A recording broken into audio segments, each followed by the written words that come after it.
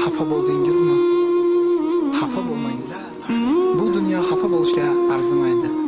Har doim kulib yuring, chunki kulish sizga yarashadi. Nimagadir muhtojmisiz?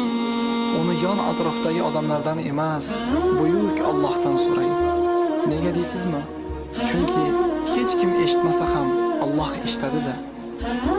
O'ksinmang, siqilmang. Dunyodagi hech narsa siqilishga ham, o'ksinishga ham arzimaydi. Tabassum qiling.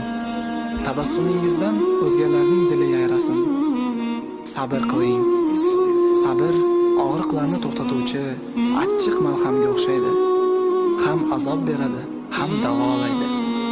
Xafa bo'lmang, ko'nglingiz og'rimasin. Do'stlik, sevgi rishtalarini uzmang. Chunki insonlarning orasidagi rishtalar arqonga o'xshaydi. Agar uzilsa, tugun qilmay ulashning iloji yo'q.